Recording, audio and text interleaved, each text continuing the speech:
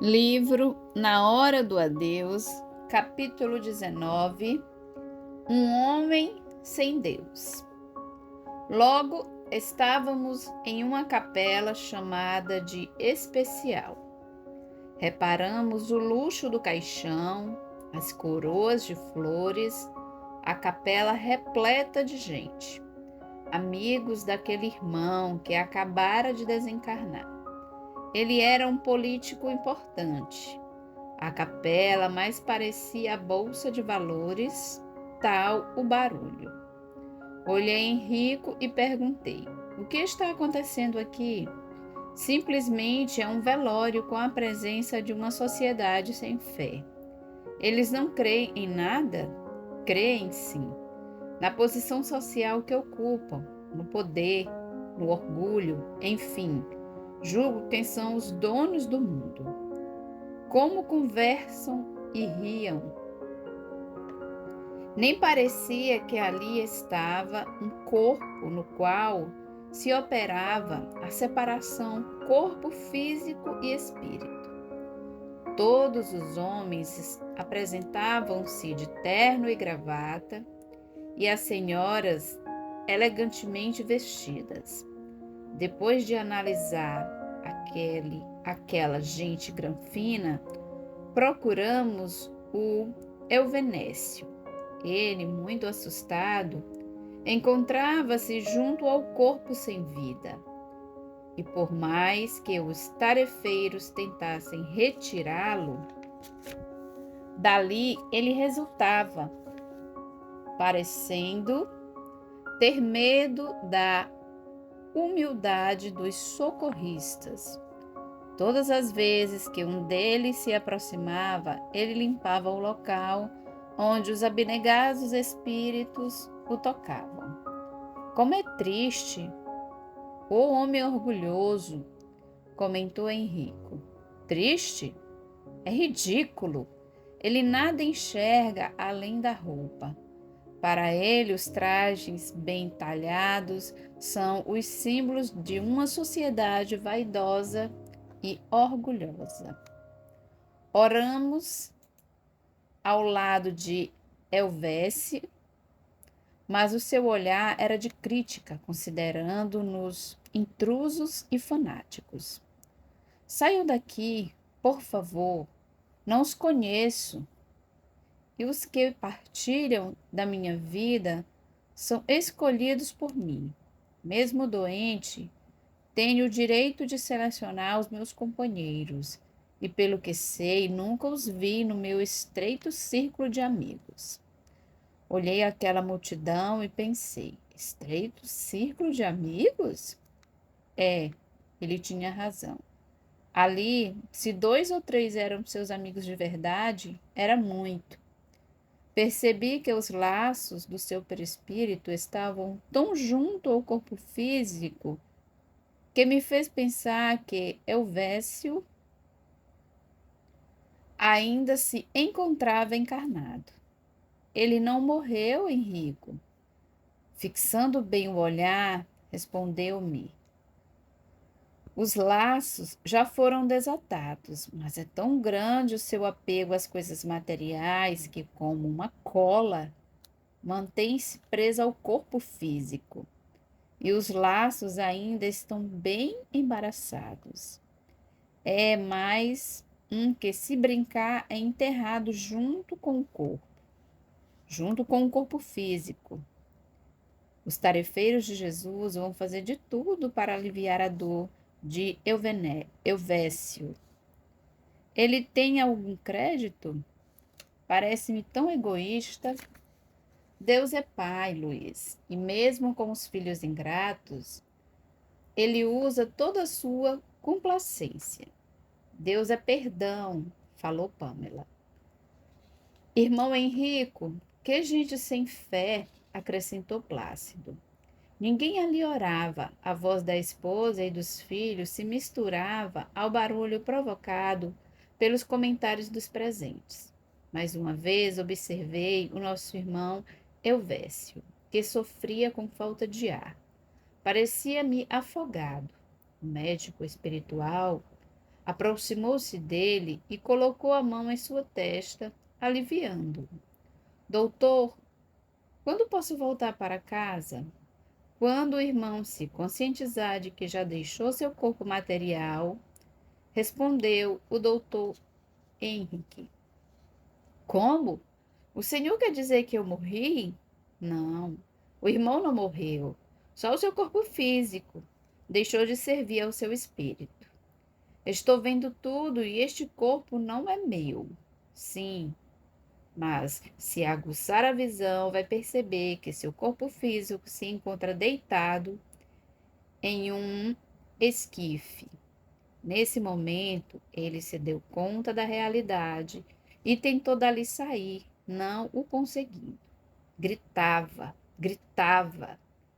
Tentamos ajudá-lo, porém, quanto mais gritava, mais se embaraçava aos laços da liberdade ou da prisão. Olhando-o em total desespero, percebemos que os laços que unem o perispírito ao corpo físico estavam sem condição de voltar para o corpo perispiritual ao qual pertencem e que, graças à encarnação, eles se unem ao corpo físico. Lembrei-me da questão encontrada em A Gênese, capítulo 9, item 18, que fala que os laços fluídicos, que são uma expansão do perispírito, ligam-se ao óvulo fecundado e vão predizindo a multiplicação das células, dirigindo a formação do corpo. Quando este se completa, está inteiramente ligado ao perispírito, molécula a molécula. Agora não estava ocorrendo nada ali. O que se dá quando o homem bom e sem apego ao corpo desencarna? No momento em que ocorre o desligamento dos laços do perispírito com o físico, os laços delicadamente retornam ao perispírito e se alojam novamente no centro de força, enleados como se fossem uma espiral. Veja o desenho. É o desenho de uma espiral. Por que dizemos laços e não laço? Alguns indagam. Por quê? Vários laços são os intermediários. Perispírito, corpo físico. E assim os laços partem dos centros de força que se encontram no perispírito. É ele, o perispírito, que serve de intermediário entre o espírito e o físico.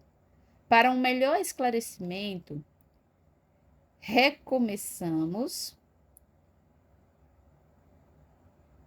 o livro dos Espíritos, parte 2, capítulo 3, questão 155. Como se opera a separação da alma e do corpo?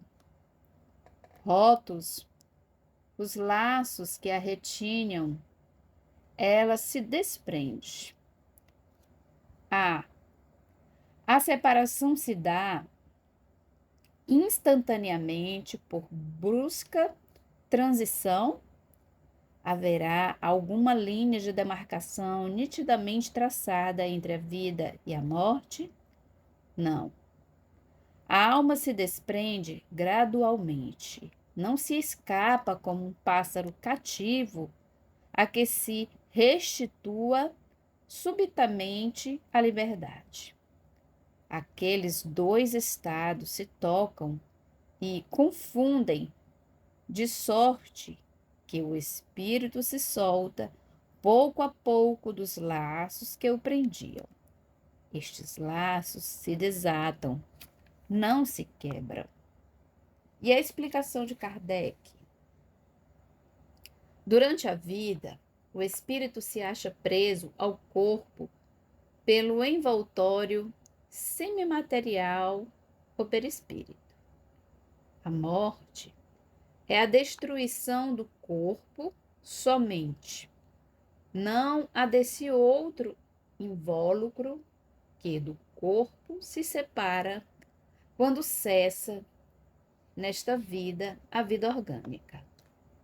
A observação demonstra que, no instante da morte, o desprendimento do espírito não se completa subitamente, que, ao contrário, se opera gradualmente e com uma lentidão muito variável conforme os indivíduos.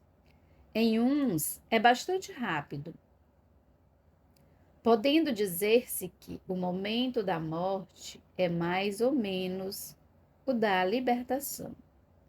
Em outros, naqueles, sobretudo, cuja vida foi toda material e sensual, o desprendimento é muito menos rápido, durando algumas vezes dias, semanas e até meses, o que não se implica existir no corpo a menor vitalidade nem a possibilidade de volver a vida, mas uma simples afinidade com o espírito, afinidade que guarda sempre proporção com a preponderância que, durante a vida, o espírito deu à matéria. É, com efeito racional, conceber-se que, quanto mais o espírito se haja identificado com a matéria, tanto mais penoso lhe seja separar-se dela. Ao passo que a atividade intelectual e moral, a elevação dos pensamentos, operam um começo de desprendimento, mesmo durante a vida do corpo, de modo que, em chegando à morte, ele é quase instantâneo. Tal o resultado dos estudos feitos em todos os indivíduos que se tem podido observar por ocasião da morte. Essas observações ainda provam que a afinidade persistente entre a alma e o corpo em certos indivíduos é, às vezes, muito penosa, porquanto o espírito pode experimentar o horror da decomposição. Este caso, porém, é excepcional e peculiar a certos gêneros de vida e a certos gêneros de morte. Verifica-se como alguns suicidas. Como vimos, Helvécio, muito apegado à matéria, não queria desencarnar.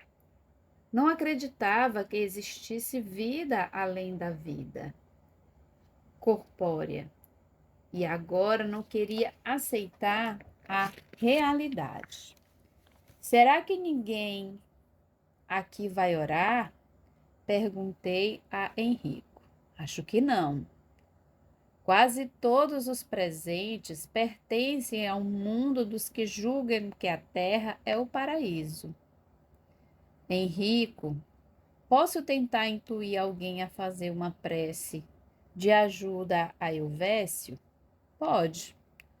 O que não se deve fazer é forçar alguém a orar. Deus, que é Deus, não interfere nas decisões de seus filhos. Afastei-me até chegar perto de uma irmã que me parecia ter humildade. Falei em seu ouvido e ela, toda enfeitada, cabelos arrumados no cabeleireiro, para aquela solenidade, nada sentiu. Até as pedras sentem a presença de um irmão quando este lhe pede ajuda. Mas aquela irmã era dona dela mesma. Nada existia fora do seu mundo materialista. Procurei até que descobri Honório, o motorista de Elvésio. Implorei-lhe, falando sobre seu patrão, o quanto ele estava sofrendo. Honório, recebendo minha intuição, iniciou um Pai Nosso. Todos olharam para ele com espanto. O filho de Elvésio pediu-lhe que parasse, pois o pai era ateu. Honório, muito envergonhado, foi saindo cabisbaixo. Comentou depois com outro motorista: "O que me deu para fazer isso? Parece coisa do diabo." Eu ouvi um espírito de voz cavernosa me dizer: "Faz uma oração, Honório. O doutor Elvésio está nas profundezas do inferno. Ele grita, grita, e o fogo queima-lhe a alma. Coitado quem mandou ser tão metido e orgulhoso. Cruz credo, é mesmo. Não acha melhor falar para a madame? Eu, hein? Ela é capaz de me mandar prender. Se ele era o cão, ela é o diabo do cão." Não pude deixar de rir. Quando voltei para junto do grupo, Henrico me falou: "Por que o motorista começou a orar e depois parou?" Nem lhe conto. Ele captou meu pedido, mas o filho de Elvésio mandou que ele se calasse. Luiz, Luiz, o seu coração, repleto de carinho, muito se preocupa com seus irmãos sofredores. Tem razão, irmão. Choro quando alguém sofre. Preocupo-me com o sofrimento do meu próximo. Tento mudar, mas não consigo. Henrico alisou meu cabelo, falando: "O sentimento é um perfume que vai aumentando à medida que caminhamos com Jesus." Elvésio me pareceu cada vez mais colado ao físico. E a bolsa de valores, tema da conversa daqueles que se encontravam no cemitério, o pessoal nem mais falava, gritava. Quando um dos amigos ali presentes referia-se à sua fortuna, ele ria, pensando: "Os ricos não morrem, por isso tenho certeza que logo ficarei curado."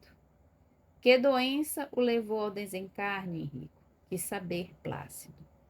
Um infarto fulminante.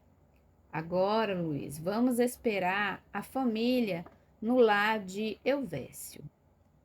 Não vamos esperar o enterro? Não, aqui não.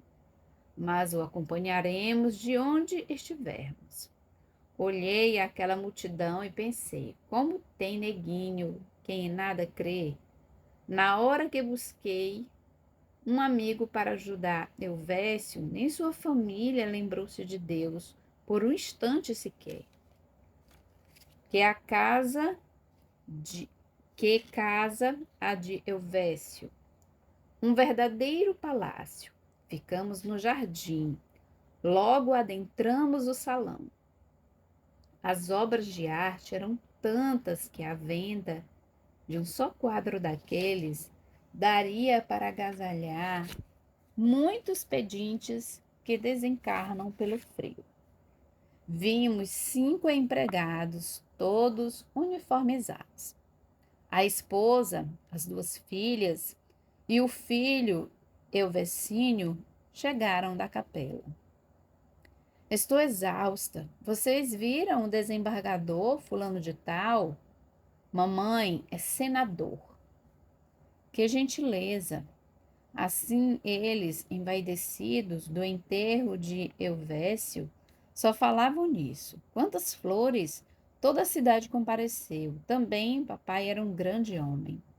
Benza a Deus, falei, pois vocês nem imaginam o sufoco que o grande homem está passando. Nisso, retornei mentalmente ao cemitério e vi, debatendo-se em desespero, aquele irmão que o dinheiro dominou tanto que lhe ofuscou a consciência. Se agora a família reunida orasse pela paz de Elvésio, ele receberia alívio para o seu desespero, ponderou Henrico. Mas logo o filho, as filhas e a esposa foram ao escritório de Elvésio fazer um levantamento dos seus bens. Estavam com muita pressa, não queriam perder tempo. Enquanto isso, um homem desesperado, apegado ao seu corpo já sem vida, debatia-se sem saber o que fazer. Henrico, Elvésio, estava sofrendo só porque é egoísta? Perguntou Plácido. Não, ele furtou a nação. Quando andava em seu belo carro, jamais olhava as crianças mendigas que lhe estendiam as mãos em busca de ajuda. Em um país de famintos, ele jamais teve compaixão por seus irmãos que, na miséria, nada têm para comer. Elvésio passava por cima de tudo. Só o dinheiro e o conforto lhe davam alegria. E ninguém vive eternamente junto à riqueza. Feliz do homem que faz do coração um banco repleto de amor ao próximo. O homem era fogo, hein? Falei. O fogo da ganância não o deixava praticar a justiça. Ele fazia suas próprias leis. A todos dominava, era um homem muito rico, influente. E agora, por que não usa a sua influência com os couveiros desencarnados, pedindo-lhes que o libertem do túmulo? O pior, Luiz, é que aqueles a quem ele fez tanto mal estão vampirizando-o. Até quando? Logo ele pedirá ajuda e os socorristas o libertarão. Por que demoram tanto? Indagou Pamela. Simplesmente porque Elvésio não quer ser ajudado. Viveu sempre tão dono da situação que agora julga que o seu dinheiro irá libertá-lo. Também com uma família dessa, quem se salva? A mulher nem parecia que acabara de enviuvar. Vestira-se de preto, colar e brincos, elegantíssima, assim como as filhas e o filho, mais parecia vestida para um desfile de modas. Será que ela vai chorar? Perguntei. As lágrimas não são necessariamente demonstração de sentimento, respondeu-me Henrico. O que vale é o coração repleto de saudade e de amor. Se eles o amassem verdadeiramente, como o ajudariam? Os filhos foram criados longe dos pais e não desenvolveram o amor filial. Cada um nesta casa tem o seu projeto de vida. A esposa tirava férias com os amigos, deixando marido, casa e filhos. Os filhos não davam satisfação para os pais. Elvésio vivia mais tempo fora do que em casa, buscando projeção social. O dinheiro é o tesouro desta casa. Quando um ente querido parte, é triste ver a família devassar os seus pertences. Quanta falta de respeito! Se ninguém gosta que mexam em seus objetos, por que só o desencarnado nada sentiria? Será que a morte tirou-lhe todas as imperfeições? Uma delas, o apego às suas coisas?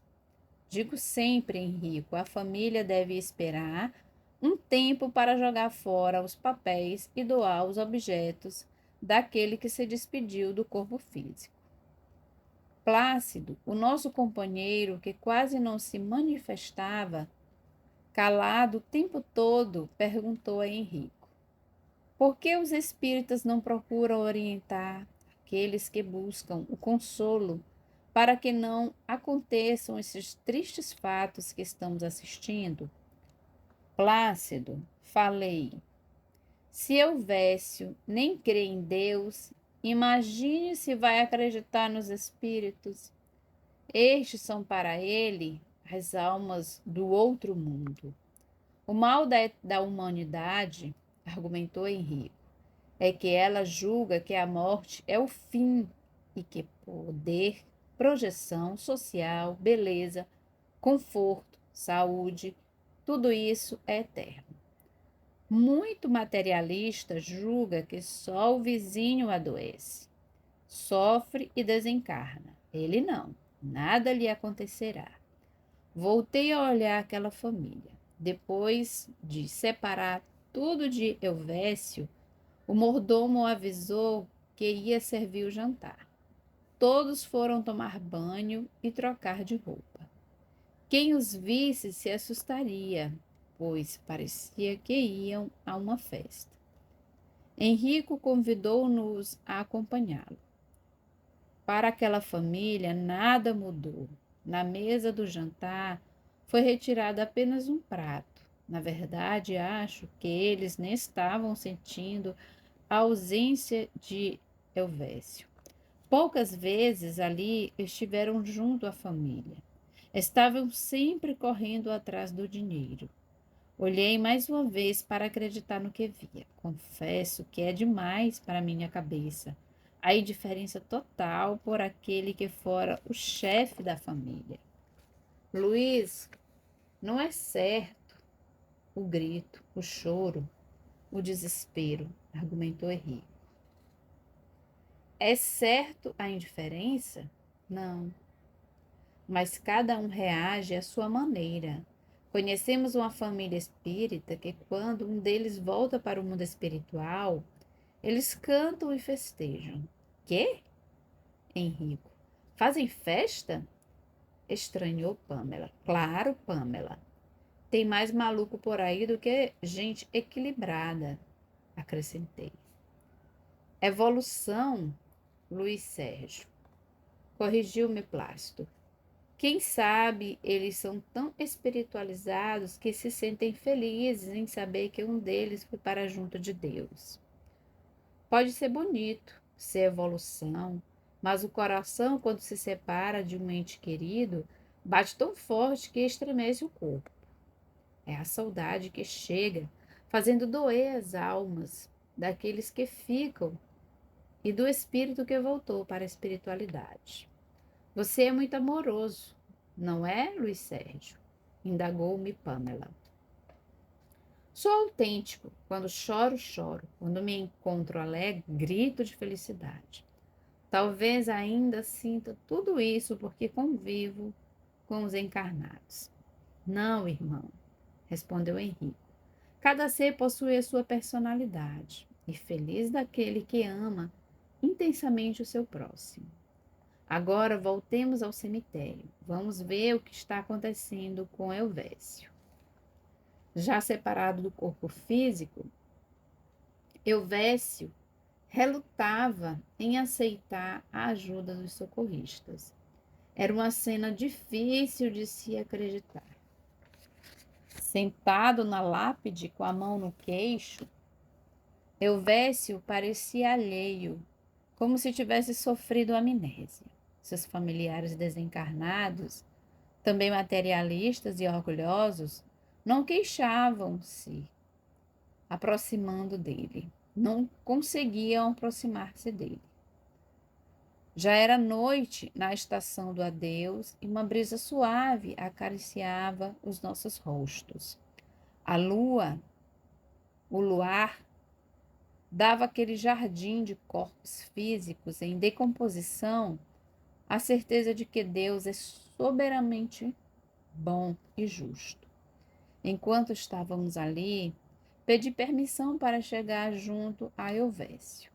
Olha, Henrico, temos prestado socorro a suicidas inconscientes ou não, e sempre que nos aproximamos deles, os ajudamos. Com a permissão de Henrico, bem ligeiro, querendo chegar logo, aproximei de Elvésio.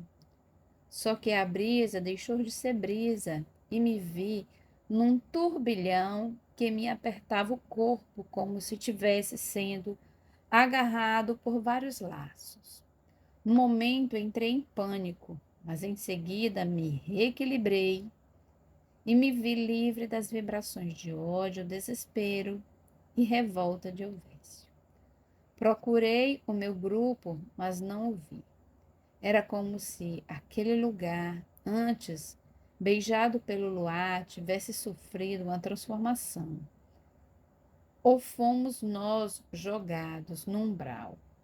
Orava com tanta fé a Jesus, buscando o seu olhar compassivo e amigo, que vi aparecer ao nosso lado uma irmã de cor bem escura, cabelos brancos, vestido de azul. Ela segurou minha mão e falou: Deus lhe pague, Luiz Sérgio, pela ajuda a Elvésio. Ajuda? Nem cheguei perto dele, aliás, não sei nem onde estamos. Nem ele eu vejo mais. Nhanhá, Maria falou.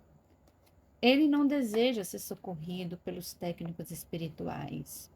Estamos aqui para levar o irmão Elvésio para um hospital, porque ele sempre foi muito bom para a minha família. Trabalhamos para seus pais, nós o criamos, ou melhor, ajudamos a senhora Florinda, sua mãe. Fitamos com carinho a sua babá, já velhinha. Elvésio nos deu uma casa e um salário. Quando já doente, sempre nos visitava e nunca deixou nos faltar nada. Irmã Nhanhá, Maria, ele era caridoso? Não, Luiz. Era até muito injusto com os empregados, mas com esta velha foi muito bondoso. Fazia tudo escondido da mulher Rafaela. E a irmã, como iria socorrê-lo? Não sei. Mas já estamos bem perto dele. Quanto a você, Luiz Sérgio, cerre os olhos e volte para junto dos seus irmãos. Assim fiz, sem me despedir de Nhanhá. Minha vontade de juntar-me ao grupo era bem maior do que praticar atos de boas maneiras. Ao voltar, encontrei-os orando. Henrico nada falou e eu reclamei. Como, Henrico, vocês me deixaram cair nessa armadilha? Deixamos? O irmão nem esperou as instruções, achou-se capaz de praticar auxílio sozinho. Desculpe-me, pensei que fosse fácil. Não é, Luiz. Elvésio não deseja ser ajudado. E depois, a pressa é como um carro sem freio, não tem controle. Pressa é o que tem hoje a juventude, drogando-se e por isso tudo perdendo, principalmente a dignidade. Espero que com o acontecido o irmão aprenda a se preparar melhor para prestar auxílio. O que aconteceu? Por que me vi preso? Simplesmente porque a casa mental de Elvésio está repleta de laços ameaçadores. E quando ele sentiu sua presença, foi o que a mente dele projetou, tentando se proteger. Meu Deus, livra-me sempre de todos os males. Onde ele está, que não o vejo? Olhe bem ali. Elvésio continuava bem junto de nós. Só que dessa vez vimos Nhanhá Maria tentando chegar junto a ele. Onde eu estava, Henrico? Pareceu-me o umbral. Você, Luiz, entrou na faixa vibratória de Elvésio. Esse é o mundo onde ele, no momento, se encontra. Henrico, ele está sofrendo muito. Nada podemos fazer. Estávamos orando por Elvésio quando vimos um grupo de 4 pessoas aproximar-se de uma sepultura. Forraram-na com pano branco, colocaram bebida, comida, enfim, muitas coisas, cantaram e fizeram prece. Elvésio Quando viu os encarnados, buscou-os, dizendo: Obrigado, estou morrendo de fome. O que vocês trouxeram? Os 4 se assustaram. Ao verem Elvésio, saíram correndo, pedindo ajuda. Um deles caiu em convulsão. Henrico me segurou, julgando que eu ia correndo em direção a ele para auxiliá-lo. Mas, se parado ali estava, parado fiquei. Depois do que me aconteceu, eu jamais terei pressa em ajudar alguém. Henrico segurou a fronte do irmão que se debatia, ajudando-o a levantar, e o levou até a porta do cemitério. Ele ia andando de olhos fechados, com medo de enxergar Elvésio outra vez. Henrico, ele julgou que você fosse um encarnado, pois a vibração de um bom espírito não dá medo, só tranquilidade. Os outros o esperavam no portão e ele partiu furioso para cima dos companheiros. Por que me deixaram? Um deles respondeu. Você viu aquele morto? Cheirava tão mal. E que mau aspecto! Nem fale, quero esquecer o que sucedeu aqui. Estou feliz, pois todos os médios dizem que não tenho mediunidade. E hoje o que vi? 2 espíritos, um morto fresquinho e uma preta velha. Que glória! Eu jamais quero ver outra vez o que vimos hoje, afirmou o terceiro. O que você viu? Primeiro soprou um vento forte, depois aquele homem, desesperado, louco de fome, apareceu e uns braços fortes me seguraram. O lugar foi ficando enfumaçado, aí uns olhos de fogo me olharam e o vento me derrubou. Você viu isso tudo? Como nós não o vimos? Ouviu. Luiz. Esse é seu coleguinha. Passou pelo mesmo que você, brincou Pamela. Porque só ele sentiu o que sentia, Henrique. Esse irmão é um bom médio, pena que nada faça para elucidar sua alma. Gosta do espiritismo, porém não deseja trabalhar. E os outros? Viram, e de hoje em diante ninguém vai suportá-los. Serão videntes de um espírito só, não é mesmo? Todos riram. Buscamos Elvésio e vimos que ele, por mais que tentasse comer, não o conseguia. Não sabia como fazê-lo, e isso o desesperava. Foi quando uma voz suave lhe chegou aos ouvidos. Elvésio? Como pode? Só Nhanhá me chamava assim, mas ela já morreu. Nisso, ele viu Nhanhá e a beijou suas mãos, dizendo: Vim buscá-lo. Para onde você vai me levar? Diga que não morri. Estou com fome, porque não consigo comer a comida que aqueles homens trouxeram para mim. Primeiro, o irmão não morreu. O irmão está vivo. A morte não existe. Depois, venha comigo que eu o alimentarei. Essa comida o irmão não pode saborear. Não foi feita para o Senhor. Ela foi preparada para outros irmãozinhos. Nhanhá, pelo amor de Deus, tire-me desse inferno. Irei levá-lo, mas antes vamos orar. Lembra quando orávamos junto? Ele a abraçou e chorou muito. Faz tanto tempo. Por que minha boa Nhanhá Maria? Deus não manda os sacerdotes contarem o que acontece após a morte. Eles falam, Elvésio, mas muitos homens ignoram as palavras de Deus. Mas eu sempre compareci à missa festiva. mas nunca procurou Deus nos seus irmãos. E quando ia assisti-las, nem ouvia o que pregava o sacerdote. Às vezes esperava acabar o sermão para entrar na igreja. Que religião é a sua, Nhanhá Maria?